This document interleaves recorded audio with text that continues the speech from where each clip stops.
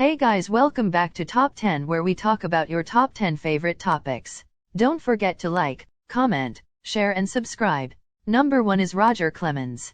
Over the course of his illustrious 24-year career, Roger Clemens amassed a record 7 Cy Young Awards as the best pitcher of the year in either the American or National League and threw 4,672 strikeouts, the third most of all time. In 1986 he became one of the rare starting pitchers to win a league MVP award after he posted a 24-4 record with a 2.48 earned run average and 238 strikeouts for the Boston Red Sox. Number 2 is Honus Wagner. A number of modern fans probably know Honus Wagner best as the subject of the most valuable baseball card in history, the rare 1909-11 T206 Wagner card that was produced by the American Tobacco Company. The scarcity of the card is a big reason why it can fetch upwards of $2 million in a sale, but it wouldn't be nearly as valuable if the person depicted on it was just a run-of-the-mill player and not one of the best to have ever stepped on a diamond. The Flying Dutchman led the National League in batting average 8 times over the course of his career and retired with a stellar .328 average despite having played during the offense-killing deadball era. At the time of his retirement in 1917, he had tallied the second most hits 3,420, doubles 643, triples 252, and runs batted in 1,732 in Major League history, and all of these totals still rank among the top 25 of all time. A measure of Wagner's greatness is found in the 1936 balloting for the inaugural class of the Baseball Hall of Fame, where he was one of the 5 players selected for that honor among the thousands who had played the game up to that point. Number 3 is Stan Musial. Quite possibly the greatest person on this list, Stan the Man was a historically good player as well as a model citizen.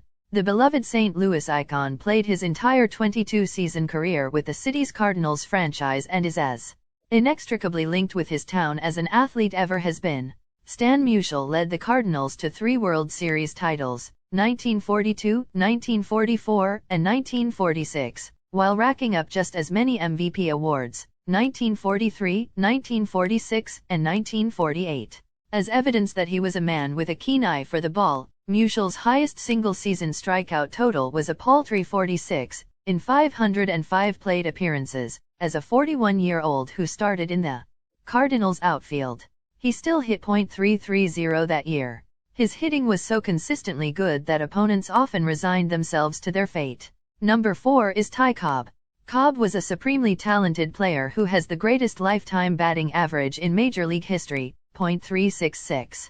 He led the American League, AL, in batting average a ridiculous 12 times in his 24-year career, but was by no means merely a singles hitter, as he also led the AL in slugging percentage on 8 occasions. He batted over .400 in 3 seasons, 1911, .420, 1912, .409, and 1922, .401, and, in addition to his batting average record, he retired in 1928 as the all-time leader in hits, 4,189, runs scored, 2,246, and stolen bases, 892, all of which were broken only late in the 20th or early in the 21st centuries. Number 5 on the list is Walter Johnson. The flame-throwing Walter Johnson was a generational talent who defined dominant pitching for decades. He was so great that he led the AL in strikeouts more often than not, topping the league 12 times over the course of his 21-year career. Pitching his entire professional life for the Washington Senators, Big Train threw 110 career complete game shutouts. Still the most in Major League history and a record that will never be broken. As of this writing, the current active leader, Clayton Kershaw, has 15 over 8.5 seasons. In 1913 he won 36 games with a 1.14 ERA and an eye-popping 0.78 whip, walks and hits per inning pitched. A whip below 1.00 is considered stellar. To win the Chalmers Award, the equivalent of the modern MVP, he took a second MVP in 1924 as he led the Senators to their first World Series championship. Johnson's 3,509 career strikeouts set a record that lasted 56 years, and his win total of 417 is second only to Cy Young's 511. Number 6 on the list is Hank Aaron. As the owner of the title Home Run King for a generation, Hank Aaron is often thought of as simply a tremendous power hitter, albeit arguably one of the best ever. However, his 755 career homers are a record for 33 years. His all-time best 2,297 runs batted in and 6,856 total bases are, of course, indicative of his legendary power, but he also put up a solid career .305 batting average and won 3 Gold Gloves for his play in the outfield. The consistently great Aaron was selected to the All-Star Game 21 straight years and hit at least 30 home runs in 15 seasons. In addition to his standing records, Aaron finished his career in 1976 with what were then the second most hits 3,771 and runs scored 2,174 in Major League history. Number 7 on the list is Ted Williams. Ted Williams has long been called the greatest pure hitter who ever lived. His lifetime on-base percentage is the highest of all time, and he ranks in the top 20 in total runs scored, home runs, runs batted in, and walks despite having missed almost 5 full seasons of his prime to military service. Overall, the Boston Red Sox icon led the AL in batting average 6 times, slugging percentage 9 times, and on-base percentage 12 times in his 19-year career. Not content with simply being the best hitter ever, Williams has also been called both the best fisherman and best fighter pilot ever. Despite all the accolades, he had a notoriously prickly relationship with the public. Number 8 on the list is Barry Bonds. Let's just appreciate the incredible statistics Bonds piled up: an unsurpassed 762 home runs, including a single-season record 73 in 2001, a record 7 career MVP awards, and 688 intentional walks, which is more than double the amount given to the player. With the second most of all time and a striking testament to the unparalleled fear Bonds instilled in opposing pitchers. Number 9 on the list is Willie Mays.